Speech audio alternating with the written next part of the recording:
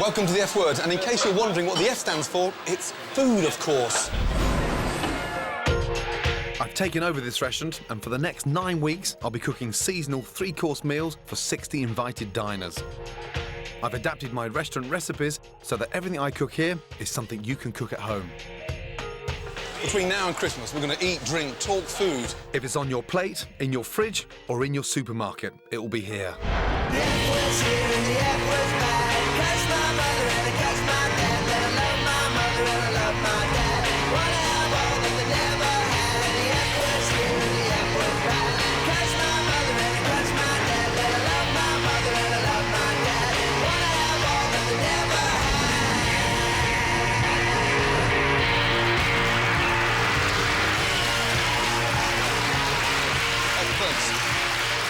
Right, Sarge, ready? Yep. Yes. Let's go, yes? And I want the foie gras nicely coloured, Ronnie, yes? Yes, Gordon. Let's go. Greg, taste everything. And we're working together, aren't we? Yeah. Well, it doesn't look like it, does it? This Saturday sees the launch of the National Vegan Week, and in order to help celebrate, we're doing an amazing starter of lentils, cooked with carrots, leeks and celeriac, finished with a slab of foie gras. Also on the menu tonight, a fantastic herb-crusted rack of lamb that you can make this weekend. Just 59 days to go, meet the F Word Restaurant's Christmas dinner. Anthony all over the stone! Oh, And I filled the place with women to launch my campaign to get women back in the kitchen. Amongst the diners is Martin McCutcheon, who can't even boil an egg. I don't have saucepans or frying pans. I don't own one. And I've got paper plates, because then I can just chuck it in the bin. I don't have to wash it. Let's go, let's go, let's go. Quick. Now, foie gras can be duck liver or goose liver. This is actually duck liver, and it actually looks like a sort of block of butter. We get it really nice and crispy on the sides, and inside it should be served slightly pink, but you've got to be quick. If you leave it in the pan too long, it disappears. Let's go.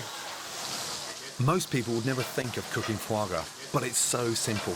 Don't leave it to the restaurant chefs, try it at home. It's easier than frying an egg. Good. More salt in there, please. Come on, taste it. First of all, let me show you. Don't worry about starting with oil, you know that.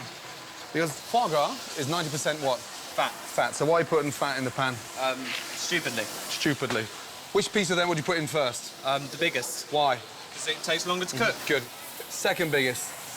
Third biggest. And smallest in. Right. Now, we take it off the heat. Yeah. There's enough heat in there to still colour it. Tilt the pan. Helps cook the back of the foie gras, yes? Okay. Back on the heat. And turn it around again. Look at the difference in colour now, through there. Now it's starting to break down. And tilt the pan back up, and then just a little glaze over. Yeah? Nicely. And they should all come out evenly, yes? Yeah. Turn them around again. Carefully, yes? I'm serving the foie gras on a bed of puy lentils. Don't use red lentils, as they'll turn to mush. They're cooked together with what we call a brunoise. That's finely chopped vegetables that have been sautéed. Then I bind the whole thing together with a fragrant herb vinaigrette. Foie gras on the lentils. Let's go. Are you happy with those? Yes, chef. Wipe the plates. Go. Send it. Second time, Matthew. Table 5. Foie gras excites a lot of passion because some people think it's cruel, but I think it's delicious, and you should try everything at least once. I was a foie gras virgin before I came here, and I really wanted to try it, so definitely a good choice. It tastes like butter. It tastes like the most delicious, velvety, buttery, creamy deliciousness that just slithers down your throat. It's the most fabulous taste in your mouth, and it's slightly crispy, but then inside it's all just like velvet stroking you inside your mouth. It's delicious. Well, I thought the starter was quite nice, actually, really lovely, nice and smooth, worked well with the vegetables, and it's something that I couldn't possibly cook myself, really. I heard the girl on the next table say, "Oh, I'm not eating that." So we kind of had a word with our waiter, who negotiated that plate came over here as well. Hello. How are you? I'm good. You well? Yeah, really well, thank you very much. Enjoy the foie gras? Yeah, lovely, really nice foie gras. So how many times a week would you eat out, normally? Well, I eat out loads because I can't cook to save my life. I've probably got a few crackers and some crunchy nut cornflakes in the cupboard. Mum must have taught you how to cook somewhere along the line, no? Well, she tried, but she kind of gave up with me when I was about 22. She got me a wok and said, you can't go wrong, you should chuck everything in and cook it. And I cooked fish with vegetables, and I didn't cook the fish properly. And I was sick for about 12 days, and since then I was so ill, Gordon, I can't Seriously? do it again. So you prefer eating out rather than cooking? God, yeah, especially when I've got someone like you cooking for me. How can I compete with that? Main course, rack of lamb. Ooh, lovely. Boulanger potatoes, courgettes, Provençal, tomatoes, herbs, light vinaigrette again. I'll be back after that. right. Please eat it all. I will. In fact, the only thing I want you to leave Yeah. are the bones. Do you know what? You're the man of my dreams. You're the first man who's told me to make sure I eat it all. Clean plate. I've I'll be never back. had that problem. Enjoy your lamb. I will. Pink, medium, well done. For me, well done. No chance. Pink. Oh no, I've got to eat raw meat now. Oh dear, Mr. Gordon. Another day, another meal. Yep, another day, another meal. Do you ever feel guilty going out to eat for a living? I never feel guilty about anything at all. And I wonder what it'd be like to actually be a food critic, sort of 365 days a year. Unimaginably good. So much better than being a chef, I can't tell you. Listen, before Christmas, it's really important. I would love to have a food critic in the kitchen just to show you an insight to what it's like doing a full day's work and being up at 6 o'clock in the morning. That's like saying to a policeman, I'd like you to spend a day in prison. I know it's bad in there. That's why I'm not in there. As a critic, what do you think of the starter? I've had better, but then I have so much. It's a great piece of foie gras. Yeah. You know, they're from nice ducks, aren't they? Yeah, they're Hungarian. Yeah, but in terms of the provenance of it, it's nice to know at least that it came from. I'm quite nutty about that sort of thing. There is a rumour, OK, that you went into a restaurant once and actually asked the name of the pig before you ate it. Yes, I have done that, but really the name of the farm will do. And even though you laugh at me, you're more and more into this. You've got something going on at home which is fairly sort of Hugh Fearnley-Whittingstall style, haven't you? I mean, I live in the city. I want my children to learn and understand where their food comes from.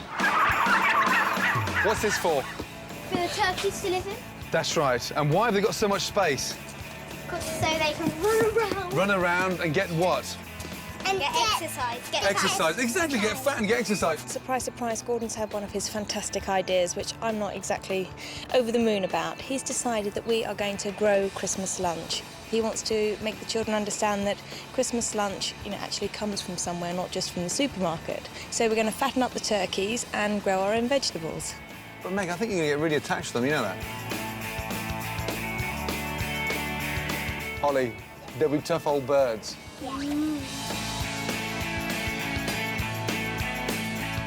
I want to hear the noise, though. No louder. Lily Pie, go, quick, jump on, come on, quick. Jump, and again jump, and again jump. They've got to be in this pen, and we've got to keep them away from the foxes. Okay. We've got a problem in this setting with foxes because there's a lot of them around, there's woods behind. What we're going to do is enclose everything with wire, chicken wire, and we're going to bury that into the ground 18 inches. Who's going to help me? Me. My once perfect garden that I've spent all summer having landscape gardeners is now going to be ruined. If you're naughty, you're sleeping out here with the turkeys as well. Yes? Yes, Dad. OK.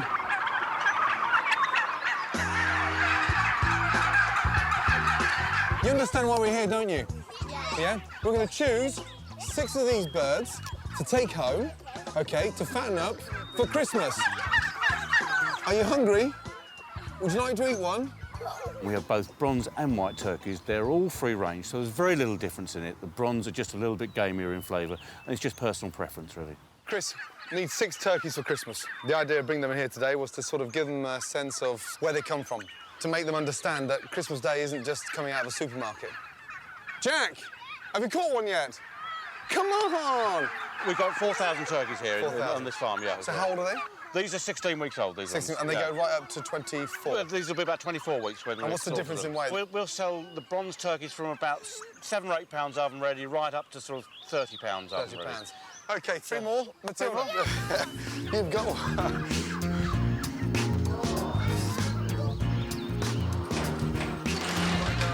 Bye, Chris. Thank you. Turkeys need a diet which is rich in cereals, and so we put at least 70% wheat, barley, oats into the diet, and that gives us a lovely finish, and that gives you a marvellous Christmas lunch.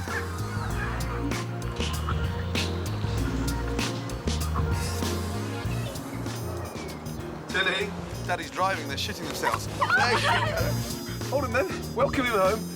Now, we have to think of some names for them. And I thought, OK, because there's 6 of them, OK, we've got 1 each, OK? Yeah. We'll name them after chefs. OK? Yes? Yours is called Gary. That's the one with a spiky bum. Gary! Gary! Yours walks a bit funny, so we'll call him Jamie. Oh, no, look. There it is, the stubborn one down the end, the one who wants to be on The Lonely Bird. That's Delia. What's yours called, Lily Pie? Anthony. Anthony, that's right, the little dumpy one. Like you. Yeah. Oh, Jack, look after Nigella. This is the real sort of happy chirpy chappy with a big neck. We'll call him Ainsley. Lily, why don't we take them through and just show them the oven very quickly? No, Open the door. No! Help! Daddy, no! Yes, he'll fit in. Right, listen. We've got to roast them soon. Daddy,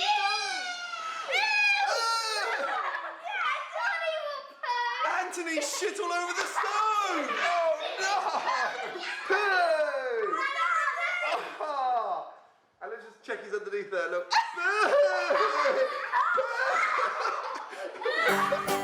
Right, put him into bed now, please. Come on, Anthony, move your ass.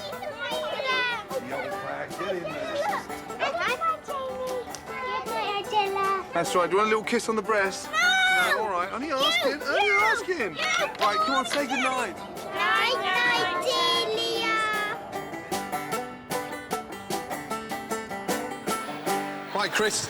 Hi, Gordon. How you doing? I'm fine. Lovely meal. Good. That's slightly different from eating turkey, however. Yeah, but I have got to sort of just make sure my turkeys are fine with you. I can guarantee that the turkeys are in fine order, getting very plump and shitting everywhere. Just put it down to experience. Yep. You know, where there's money. Any tips that you may have that I could pick up on to sort of, I suppose, make them feel a little bit more at home? Just make sure they've got plenty of room, got plenty of food, water, and you let them in and out each day on time, OK? Right. And maybe give them a bit more grass when they've eaten off all the grass in that little pen you got them in. Give them more grass? It's worth it. So Nigella's plump breasts are going to taste a lot better than more grass in my back garden she eats. I reckon so, yeah. Welcome back to the F Word, the place that you can find out everything you need to know about food. Next up is the main course. Season the courgettes, yes? Fresh basil in there? Yeah. I'll open it up and season it. Let's go. Main course tonight is the beautiful rack of lamb served with a boulanger potato and sauté courgettes with tomato provençal. And I'd never, ever thought I'd ever say this, I promise. However, here's one I made earlier. Rack of lamb. This is the Rolls-Royce of lamb. It is every chef's dream to cook this.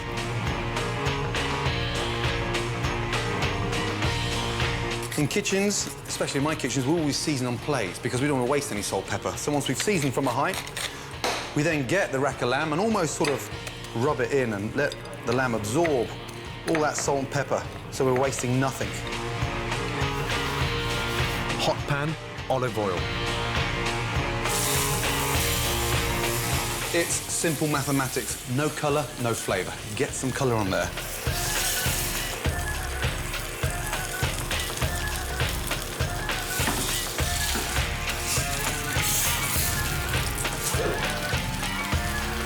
Skin side down, hot oven, 7 to 8 minutes. Herb crust. I'll just pick some parsley in. Parsley, rosemary, thyme. That parsley gives it a really nice dark green colour. Great parmesan and season. And then just a drizzle of olive oil to bring it together. Blitz it.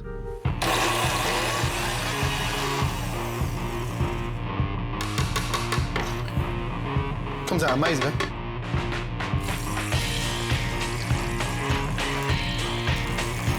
Firm with the spring, and it will be cooked perfectly pink. Dijon mustard.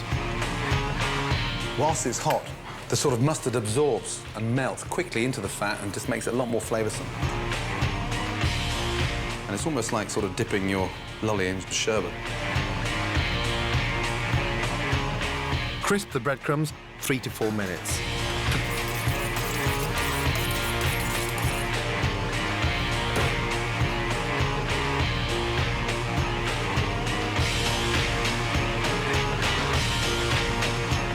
plate, herb-crusted rack of lamb, done. Right, how long for the lamb? 2 minutes, please, Gordon.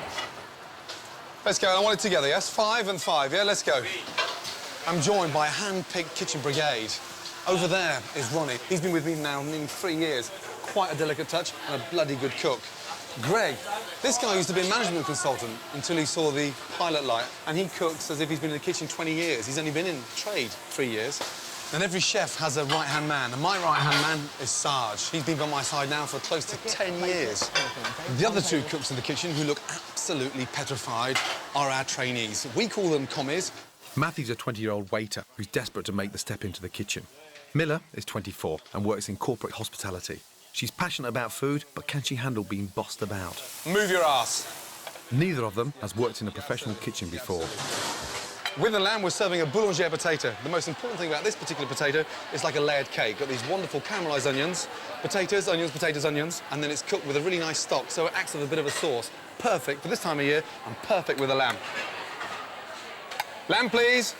Boulanger potatoes are easy to cook, but look sophisticated and are absolutely delicious. Simply fine sliced potatoes and lay them in a dish with sautéed onions. Season between the layers and pour some chicken stock over the top. Into the oven for 15 minutes and that's it, like dauphinoise, but if anything, healthier and easier. Let's go, Ronnie. Lamb in. 4 minutes on the hot plate. Yep. And served with the lamb, we've got the sort of sauté courgettes with tomato, like provençal, finished with a little bit of basmati vinegar. Courgettes are a very difficult vegetable to cook because a lot of people don't cook them enough. So therefore they get a little bit slimy, but soaking them in olive oil, beautifully done with salt, pepper, finished with a tablespoon of basmati vinegar. It's a really nice way of eating them. Just smell that now in front there. Smell in there. Yes? OK. How long for the first lamb? 2.5, please, Gordon. How long? No, come on. Yeah, no, I started already. I said both, 5 and 5. Come on, let's go then. Yeah. Yes? 2.5, right. I want 2 pans done at any one time. Sarge? Don't say anything yet. Yes. Go on, Matthew. How long on that lamb? Never thought I'd say that. No. Listen, don't come here. Hey, I'm helping you. Yeah. Yeah? Don't take the piss out of me. I'm helping you. So what the are you shouting at me, how long for the lamb? Chef. Or are you that stupid? So I'm here to help you, and now you're shouting at me how long the lamb. Yeah. Slice the lamb. Yeah. Do it yourself. Sorry, chef. Let's go, Miller. Stupid. Pull the plates in towards you so you can see them all the way around. Shake the bottle, Miller. Shake the bottle. Why are we shaking it, Miller? To make sure it's emulsified. So, exactly. So it's evenly distributed. Come on, let's go. Right, let's go. Come on. Yes? Come on, Matthew. Start sending. Start sending, Matthew. Clean your plates. Come on. 6 on 5, Miller, yes? Matthew, 6 on 15, yes? Check what you're doing. Go. I've got 6 on 15, please. Let's go. So to follow, rack of lamb, pomme boulangère, and courgette à la provençale. It's enormous. Yes, indeed. Fantastic. Bonne continuation. Let's go. Work with both hands, Matthew. Speed up. Ladies, how are we doing? Yeah, good to see you. I'd like to see you with a bone in your mouth. Happy? Very happy. Yes, good. I thought it was lovely. The lamb was cooked to perfection. I love the lamping. You're going to finish that? Yes, I am. Yeah, I'll get upset if you don't finish it. You know that. How many glasses of wine have you had? Quite a lot. Fantastic, yes? Good to see you.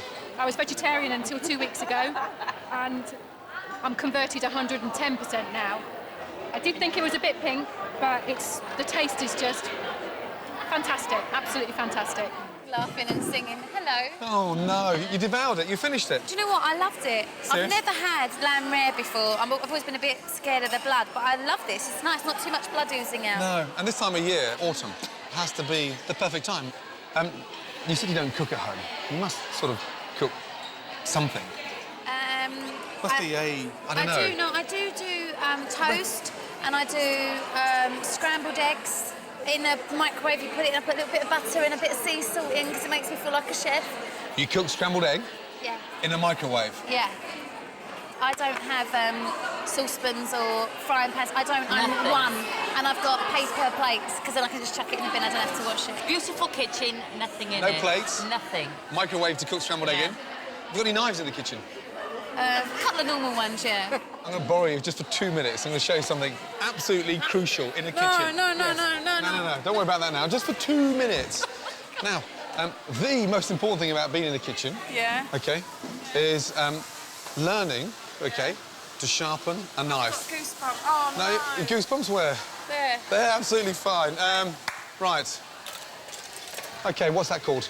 That's a... Looks like something you measure rings on. Don't know measure rings in the jewellers. Oh, shit. No, what That's a is that? steel. Okay. So we hold the steel now, left hand, and you sharpen a knife.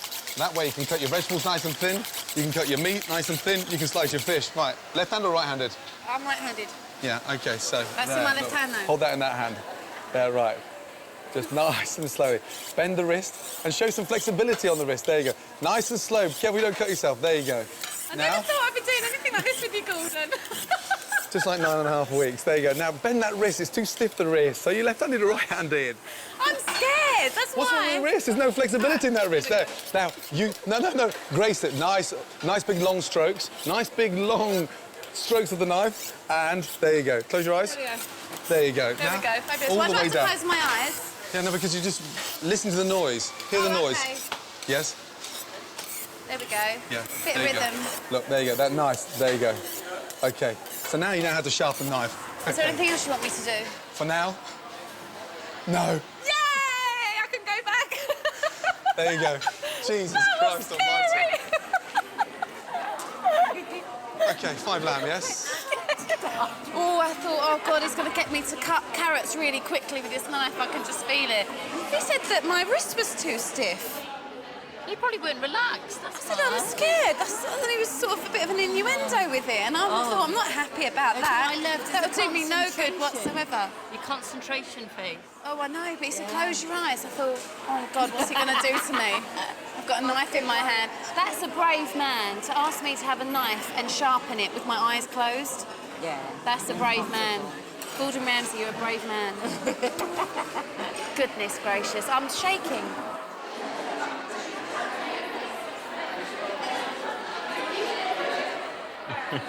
How's it going, mate? How's the lamb? Absolutely fantastic. It's really, really good. A very manly dish. And I noticed that you've got almost exclusively women in the restaurant tonight. Is this, you trying to set me up with somebody, or what's up? I'm launching a campaign to get women back in the kitchen. Oh, you dog. Do you think they want to go there? No. And do you know what? I'm You're fed up right. with the customers coming into the kitchen. 90% of them now. Oh. They're all cooking at home.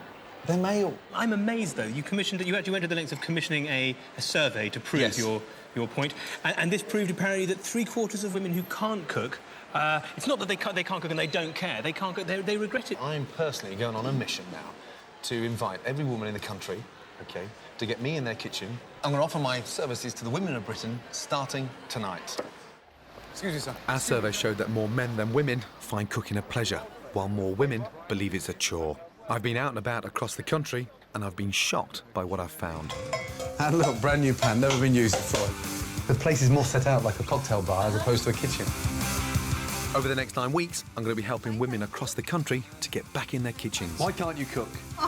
I am a bit clumsy. I know how to do it. I know you're supposed to do that. I poisoned my best friend. Oh, dear. From steak and chips to Sunday roast, they'll discover the pleasure of cooking for their friends, their families and themselves. Smells fantastic. It does. It never smells like this.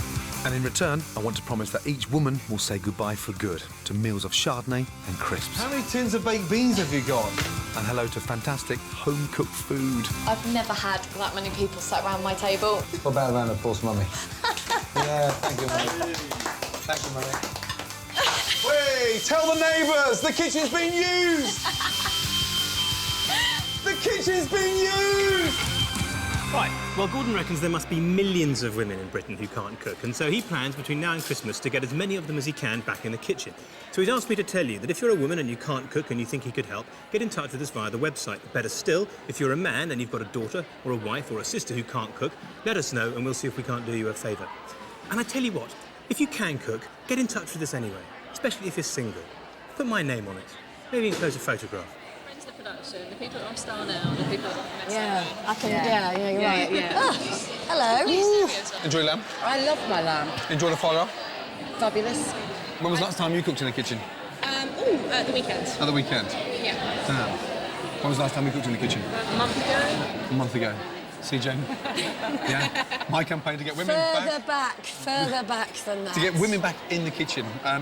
The campaign was launched because over the last 4 or 5 years, 90% of the people coming into my kitchen, yeah, and fascinated about the cooking are not the women. They're sat at the table having wine and cocktails. Yeah, but that's It's because the the men have got time to come into... You know, you can spend 24 hours marinading a gherkin, but women have got other things. Yeah, no, I We've totally got agree the that- kids, we've yes, got the yeah. housework. You Like don't do men- the housework. Yes, When I did do you the last... Men have fallen in love with the kitchens. Women have fallen out of love with their kitchens. Well, these two are too young, but us two, Right. we were the It's gonna be a generation... really good argument now, you know that. No, we were the generation, we were told Yes. we would be having it all. Yeah. We're not having it all, we're doing it all. Right. And we haven't got time Okay. to To go cook. in the kitchen and ponce about marinading something for 24 hours. The only reason you can do that It's is not because you've got a ponce- lovely wife who's at home with your Guantanamo Bay turkeys Guantanamo Bay. in the garden. Come on, Jane, you owe it to yourself. When was the last time you cooked? I haven't cooked for ages, I haven't got time. I'm make doing time. homework, I'm doing housework. Yes, school runs. I'm doing work. Yes, OK. I'm doing all the things that but my hang on a husband minute, doesn't do. My grandmother cooked because she loved cooking. She did all the things that you did without Yes, the washing that's machine Granny. and without the Hoover, Yeah, without and anything else. done everything Jane just said, but Jane's saying now today's modern woman doesn't have to cook because they're busy. I think Rubbish. I think that one of the art and the pride of being a great cook is making that time. Don't go shopping. But it's not. Cook. Yeah, but it's not spending 3 or 4 hours in the kitchen. It's just cooking. Less time with the nails, less time with the hair, more time with the kitchen, Jane. The nails, can we look at the nails? They Less have time with the got nails, less time with the hair, more time with the kitchen, Jane. Rubbish. Busy, busy. See ya. Dear, oh dear. Welcome back to the F word. Now, it's dessert time, and that means bread and butter pudding. And the reason why it is a bread and butter pudding, because Al Murray challenged me to make one better than him. Each week on the F word, a guest will attempt to beat me by making their favourite dessert. We'll each use our own recipe for the same pudding, and a panel of blind tasters will choose their favourite. The winning dessert will be served to the restaurant diners. Bring it on, Kojak. You haven't got a hope. Right, Mr. Murray, you really think you can cook better than me? Oh, yeah, Gordon. You're having a laugh, aren't you? No, this is, you know, dead simple. This is the whole Murray food philosophy. Simple. Keep it simple, stupid. OK, so it's a thick-cut loaf, currants, yeah. bit of milk. Yeah. Yeah, sounds disgusting. Is that it? It's not disgusting. So how many eggs you put in there? 3. You tight bastard. In my bread and butter pudding, I'm going to use 3 whole eggs and 3 egg yolks, so it gets really nice, rich, delicious custard. Can you stop watching me? Because I think you were trying to steal my recipe. Would you like to be a proper chef one day? Oh, God, no. No. What would put you off the hours? You, mate. What do you mean, me? Well, you know, clearly plays havoc with a person, being a chef. I mean, I've hung out with Sarge a lot, and he's not normal. So what have you done first? Tell me. Well, I've done the bread. I've buttered the pan. You have to butter the pan, children. Yeah. Butter the pan, or it won't come off the pan when you're washing it up. What are you flavouring your custard with? Well, sugar and lemon. No alcohol? No alcohol, no. Are you putting alcohol in yours? Do you know, it's sort of autumn, so I'm going to put a little bit of Bailey's cream in there. That's classy. You know what ladies like when they love Bailey's and ice? It's a fruit-based drink for the lady, yeah. You know, and do you know what? It just makes that a little bit moreish. Yeah. Yeah? Yeah, I believe you. You see, my baguettes are 24 hours old. Are they? Yes. That's what I'd heard. So because the drier they are, yeah, the more custard they absorb. The more custard they absorb. Yeah, like you've got big, fat, stodgy bread. Yeah. It's not going to absorb any custard. It's going to like eating dry bread. Ow. You can't do that to our customers. They're your customers. I'm not here next week. So what do you put at the bottom of your dish? Butter, and then No, the bread. And then the just bread butter. on top. Buttered bread on top of the butter. You see, I'm like putting a that. little bit of surprise at the bottom of mine. Oh, that's exciting. Let's have a look. Let's have a look at what you're actually doing here. What's this? Dried cranberries. Oh, they're delicious. Aren't they? Aren't they? It's just a relief I've got cystitis, because it's exactly what I need. I know, come on. Hey, that's unfair. Now, I haven't tasted yours. That's good for the urinary tract, that is. Is it? Yeah, it is, actually. Have you soaked these? Yes. They're quite juicy. Just in hot water, that's all, just to sort of rehydrate them a little bit. Oh, right. So anyway, before I was so rudely interrupted, you get the custard, right? Which I didn't bother cooking, right? Because there's no point, 'cause it's going to cook in the oven anyway. Right? He's complicating it again. And you pour the custard in, on top, you put the raisins on. I've got some raisins left. You see, this is how I cook in a haphazard manner, ladies and gentlemen. I defy anyone to argue with my bread and butter pudding. OK, whilst Al is making this bread and butter sandwich full of raisins, what we've got here is the most amazing sort of soaked 24-hour-old baguette, and it's done with a sort of Bailey's custard. In between the layers, we've got sultanas, golden raisins, a little bit of apricot jam, and then we're going to cover the top of that with sugar so it caramelises as it cooks in the oven. And that's going to be 10 times better than old Sheffy's over there that tastes like stale bread that's been dipped in ale and left outside for 3 weeks, and even the cat won't eat it. OK, ready for the oven? Yeah, absolutely, yeah. Here it comes. Now, just before it goes in there, just have a look. Yeah. And even before they're cooked, Yeah. you know exactly which one's going to come out best with their blind tasters. That one. Oh, come on, Al. The normal one. You know, it's not down to the appearance, is it? No, it's down to the flavour. taste. What matters is the taste, yeah. Taste, taste, taste. OK, you want to say a little prayer before... No, no, no. No? I'm a believer. You're a believer.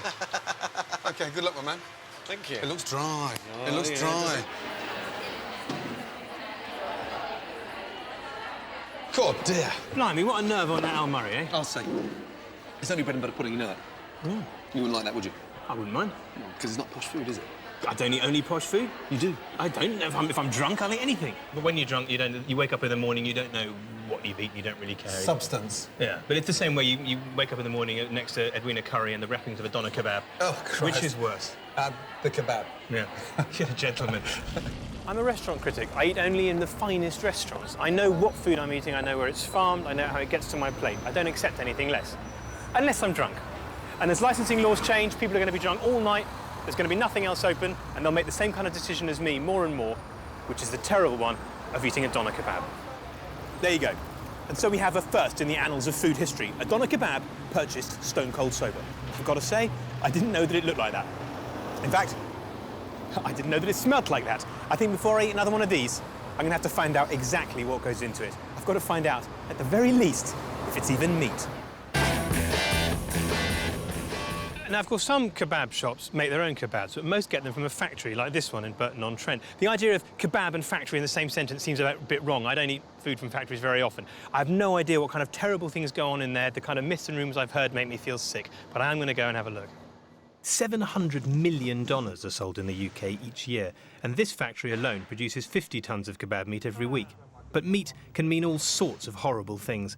And I'm hoping Dominic Jolivet, the quality assurance manager here, can tell me exactly what we're all eating. My word! Look at that! Look at that! It's real meat. It's like a butcher's shop. I had no idea that anything even resembling part of an animal went into a kebab. Well, as you can see here, they're trimming up all lamb breast. Right, and the lamb breast is not being used by supermarkets or restaurants because... Very small, because there's not a high demand for it. As you can see, a bit fatty. Bit fatty. Very finicky to get, you know, nice chunks of meat out of. And the fact that this stuff would normally just get thrown away ends up in a doner kebab, that's a good thing. And is that the end of the story? What else? Are there other carcasses? There is other trim as well. I'll show you. We also use lamb fronts and shoulders. What happens is with these, the supermarkets sell the lamb cutlets and the legs. This is lovely kind of loins in there, isn't it? Well, these are what you call the neck end. God, there's a neck fillets, though. You can eat them nicely. Well, what we do with these, we take these out and we sell these as shish. I am getting closer to eating a doner kebab sober, I think. It is. It's fair to say, it's very, very good quality product. So, Dominic, what have we got here? This is slightly different. These are frozen fellows. What's that? This is beef, actually. This is beef? Well, that's it, because some of our customers, we do a lamb and beef product. Right. And would a customer in the street know whether it's... No, they probably wouldn't do it. Somebody who knows their kebabs would do. Yeah, because the point is that someone like me, who's very finicky about the kind of meat that I eat, lamb, it's very limited to how intensively you can farm it. Everyone's, you know, reasonably safe with that. Beef, the beef market is slightly different post-BSE and everything, and people are a bit more worried about eating beef. It's odd that they would eat it without knowing. Well, they would have to know, because on a kebab shop, they should declare it. If it says doner kebab, it's a lamb. Right. If it says kebab, then it may be lamb and beef. Ah, that's a crucial distinction to know. It's got to say doner. If it doesn't say doner, it could be anything. This is where all the spices and herbs are blended. Oh, get away, herbs and spices in a doner kebab. We have salt, garlic, oregano, coriander. That's incredible, isn't it? That sounds like Gordon Ramsay at Carriages. That's the poshest thing I've ever heard. The doner kebab turns out to be a gourmet production. Thank you. That's fascinating. This is where we make all the handmade doners, and where the ones that come pumped out on the machine are finished off. You're the don of the doners, the king of the kebabs, yeah? The sheikh of shish. How long does it take to make one of these whoppers? 5 minutes. 5 minutes? Yeah. You're Yeah. a real artist then. I mean, I don't think Gordon Ramsay could do a thing like this. It's lovely stuff. Do you ever sort of nick a bit and eat it as you're... No, I don't eat. You're not hungry, you've had breakfast. But And you can eat it people raw, are, though. you can eat it, but nothing wrong with it. But That's all right. Yeah, it's okay. nice. Yeah. I don't think it would fly out of the shops, you. With the skin first? No, ball first. Meat? Small, that size, yeah? You have to measure it like I measure in my mind. I think that's exactly the right size. No, so I that's need too big. No, really? Do you think my balls are getting a little bit too big or One too is quickly? small, one is big. It doesn't match. One small, one big, but that does happen. On we go. Is that finished, or do I put another one on? Yeah. You got to finish all the menu. Have I? Yeah. Oh, have I? Oops. That's your moment of truth. Look at that. Look at that. We have to put this one in museum. Well, you certainly wouldn't want to put it in your mouth, would you? This was doner kebab.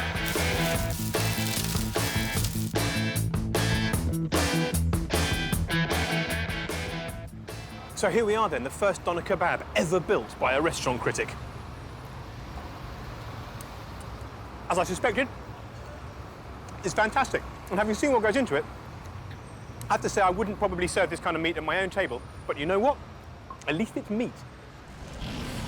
I tell you what, Al, it's not just kebabs that Giles Corrins eats when he's drunk. You know that. Last time he came to my restaurant, we had to tell him the next day what he had for dinner. You're joking? He got so pissed, he phoned up the next day to sort of be told what he had the night before. That's fantastic. Outrageous. Yeah, absolutely. Bloody food critics. It's the moment of truth, the bread and butter puddings. Does yours look dry? Look at that first. Beautiful. Huh? And mine's not finished yet, Al. Oh, of course it isn't. No, but it's a little glaze, you know that? Yeah? Apricot jam let down with some water. Is that it? That's beautiful. That is perfect. God, dear, oh, dear. Are you going to dust yours with icing sugar or something? No. I can leave mine alone. Serious? You can't I've play done with all yours? that can be possibly done with the bread and butter pudding genre here, Gordon. OK, Jean-Baptiste. Yes? Take the egg sandwich upstairs and take my bread and butter pudding alongside it, please. Yes? Yeah, and make sure you've got some sick bags for the sandwich. Welcome back. Now, for me, a very crucial time, because it's now the time to find out which dessert is the winner. Is it my delicious, sumptuous bread and butter pudding, or is it that sort of sliced white bread, egg sandwich of Al Murray's? Pretty obvious, isn't it? The moment of truth. It's important that the pudding judges know what they're talking about, so I tested the palates of our diners as they arrived. The ones who could recognise different flavours will go on to choose which dessert is best. They're blindfolded, so they're only assessing the food by taste. A lucky break for Al. If his was judged by looks, it would be disqualified straight away. I want you to identify these combinations. First combination. Ready, Ben? Open, wide, and in. And open wide, please. What is in there? What does that taste of? I don't know what that is at all. What's the fruit first? You should know what that is. Grape. Grape. Mm-hmm. Beef and apricot jam. Is it a fish? What does that taste of? Something fruity, anyway. Roast pork Roast pork with apple. with apple. Well done. So that is what? That's Apple. horrible. Was that, it was really chewy and bouncy, like a slug or something. Off the spoon. Had that with my sushi last night. So that is what? Roe. Well done. Now, open wide. Apple. Lovely. Okay. Here we go. I can taste strawberries. No, not strawberries, tomato. Cool. Thank God you said that. Some kind of grass. Grass. I don't know. Chew it and taste and. I sort don't of- really like it. Oh, it's a bit pepperminty. Would you like to smoke it? Is that where you get confused? What does it smell of? Come on, Dorothy. Definitely seafood. Seafood. Salmon? And. Take it all in. Good girl. What's that taste of? Mozzarella. Good, well done. What does it smell? Tomato. Tomato. What's the green leaf? Basil. Well done. Well done, well done, well done. The ones who got most foods right became our pudding judges. Let's see what they think. This is dessert dish number 1. Thank you. fruity, soft. You don't like it? No. So this is dish number 2. That's much nicer. Yeah, that is There is nice. a real difference. Real definitely. difference. You can actually smell it as The well. other one was a bit too soggy. The moment of truth has finally arrived. There is one winner, Of course there's one winner. and the winner is... Well done, Al. Oh, get out. Justice! Fantastic! Are you sure? They found you too heavy, actually. They found mine too heavy? Yes, indeed. That can't be true. I'm afraid it is, Gordon. So, well done, Al. You know when you go outside this door, you turn left by the traffic lights? Yeah, it's called a job centre. Yeah. Dear, oh dear. Now... I can't believe that Al's monstrosity is going to be served in my restaurant.